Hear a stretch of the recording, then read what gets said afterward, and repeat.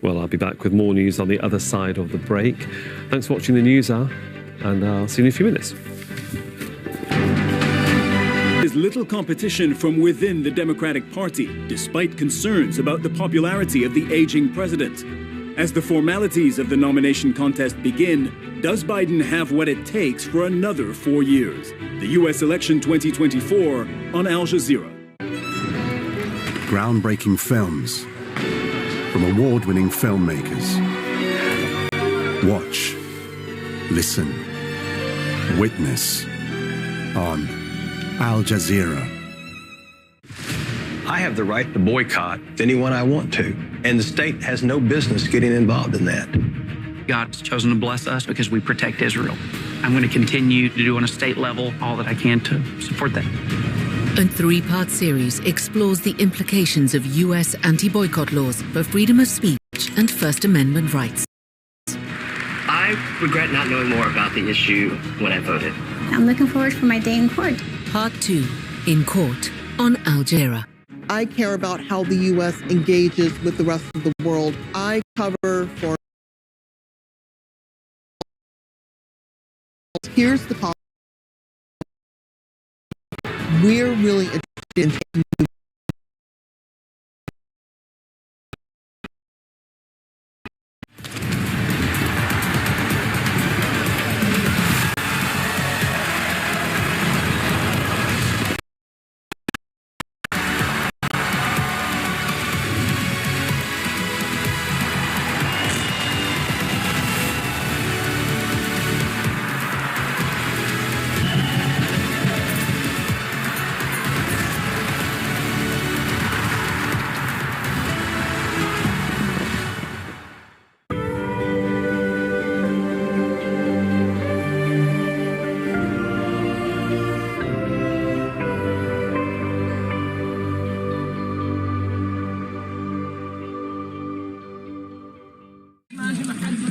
Israeli shelling hit southern Gaza, killing 16 people as fighting intensifies near the city of Khan Yunis.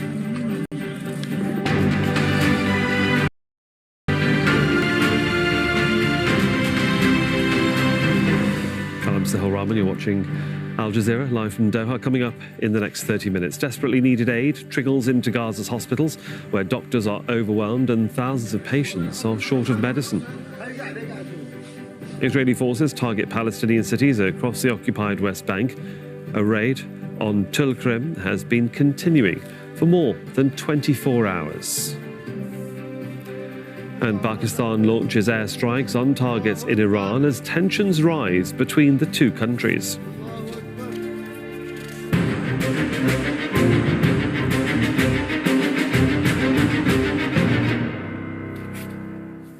Welcome to the programme. Relentless Israeli shelling continues in Gaza, with 16 people killed in the southern city of Rafah.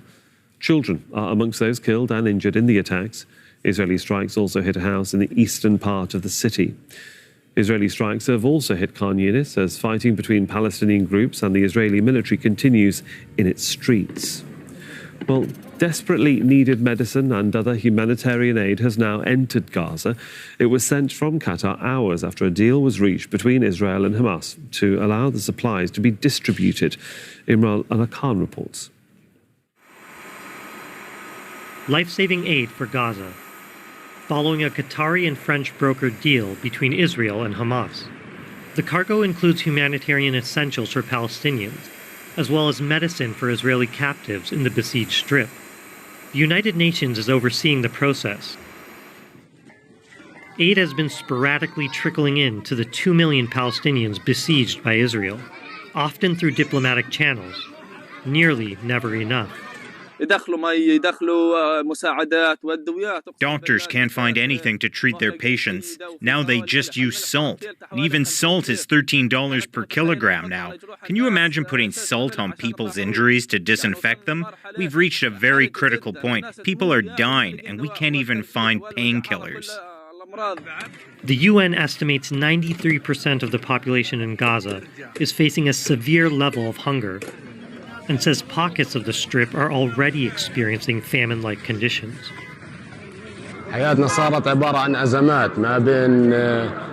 Our life has become a bunch of struggles between the queue for bread, and that for gasoline, and that for food for our children.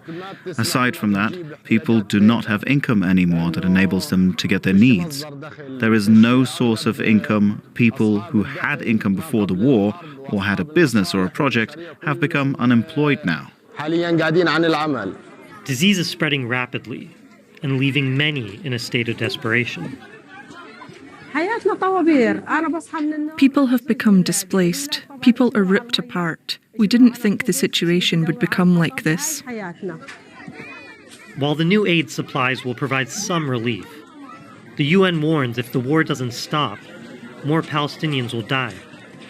Not from bombs, but from famine and disease. Imran Allah Khan, Al Jazeera. Let's cross over to Hani Mahmoud, who's live for us in Rafah in southern Gaza. Let's just talk about that medicine and that aid coming in to the Strip. How quickly can they get it to the hospitals that need it most?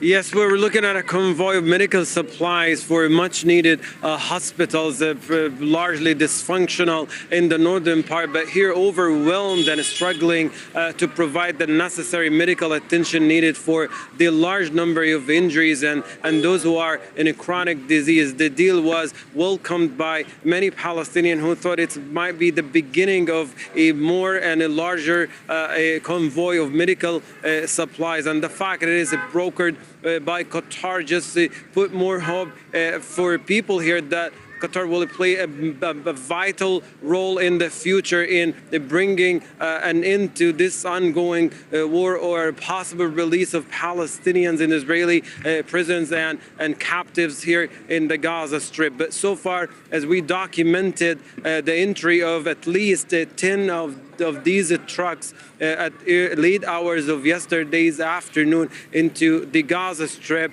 There were talk about more of this coming in the coming days, but as of now, the hospitals are in dire need of these medical supplies, as we have confirmed reports of hospitals unable to provide the sufficient medical attentions either in surgery rooms or in the emergency department, where they lack much of the necessary medical supplies needed for injuries, that tsunami of injuries that keep pouring into the hospital, let alone the vulnerable group that we see every time between women and children who suffer from malnutrition and healthcare, putting their lives at risk. And of course, that aid is required for such incidents like those or the ongoing Israeli bombardment of the Gaza Strip.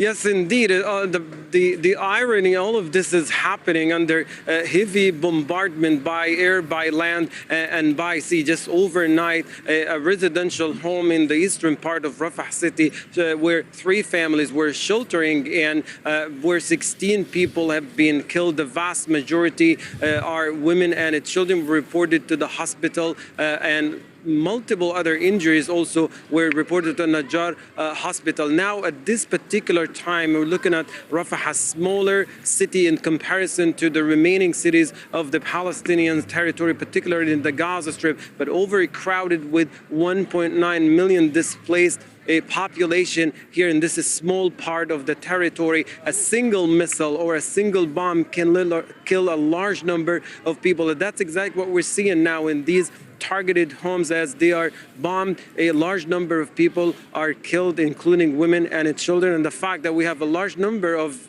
women and children dying and killed in this war is because they are the one that is categorized as the most vulnerable group. They're the one who are seeking always the shelter and the protection in these buildings, as the men are always outside waiting in line for water and for food and providing for their families. In Khan Yunis, same situation pretty much happened, but under intense heavy coverage of aerial bombardment, as Israeli tanks were pushing deeper into the central part of Khan Yunis, near the vicinity of Nasser Hospital and the Jordanian Field Hospital, for the second time in less than 24 hours.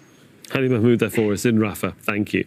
Let's cross over to occupied East Jerusalem, where Stephanie Decker is standing by for us. And Stephanie, I suppose, depending on who you ask in Israel, they have a different view on how this aid deal is being viewed. Yes, well, Benjamin Netanyahu wanted certainly for this to be seen as a success, to do more, to be helping the hostages because of the growing criticism amongst the public, of course, particularly also the hostage families. But there's been a backlash. If we just look at the papers of this morning, actually, first of all, you have the youngest captive here turning 1 today. So this will play also on the pressure, the fact that it says here 104 days and the family of the baby has done everything it can to try and get him home, and somehow the government has failed. And then the rest of the headlines are to do with that medical deal here, bitter medicine in this one, and it's all full of criticism basically because of what unfolded yesterday, which was that basically the aid trucks, according to the initial deal from what we understood, was that Benjamin Netanyahu, it seemed, had agreed for them not to be checked by Israeli security forces before it entered Gaza. Now, this is unheard of when it comes to anything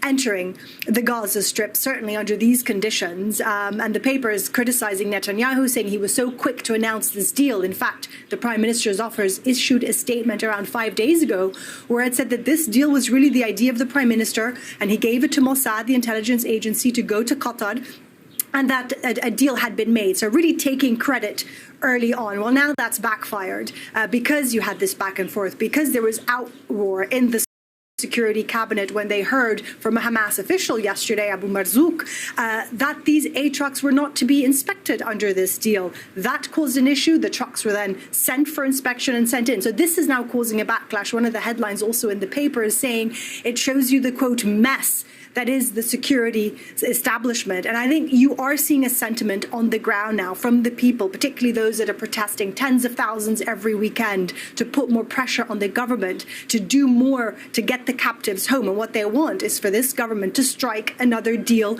with Hamas, whatever it takes, even though they support the war, whatever it takes. And certainly where we are now is that Hamas is saying it will not negotiate until there is a full end of the war and Israeli withdrawal from the Gaza Strip. And that is something that this government, both on the political and military level, is saying it's not going to do. Steph, thanks very much for that update. Steph Decker there in occupied East Jerusalem. Now turning to Israel, where the war on Gaza is taking a large toll on small businesses, leaving them reeling from a lack of demand and a shortfall of workers.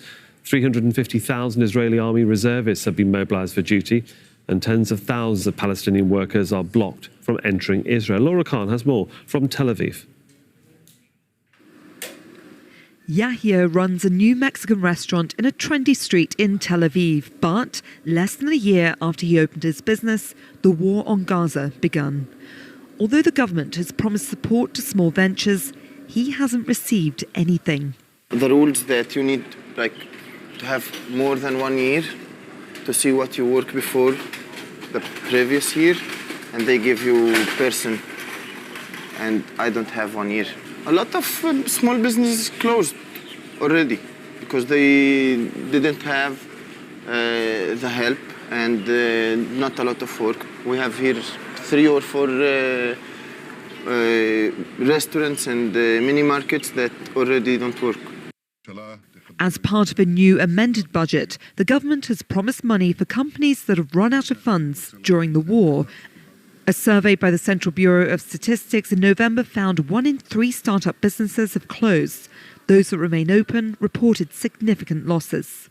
Streets like this in Tel Aviv are predominantly made up of small businesses, and some of the owners, which include reservist soldiers, tell us they feel neglected by the government and they're not being properly compensated for the loss of business and staff during the war. They also say they're sceptical that the new budget will fill the void. But many economists say the government's priorities are skewed, as money funneled to religious schools and illegal settlement projects remain intact, and small businesses are not being prioritised. One of the things that I think many politicians and economists do not understand, that it's not enough to allocate $12 billion for a certain cause. You must have a mechanism that actually takes the money and funnels it down, and funnels it quickly. In Israel, we do not appreciate enough small businesses. We look down at them. And that's a big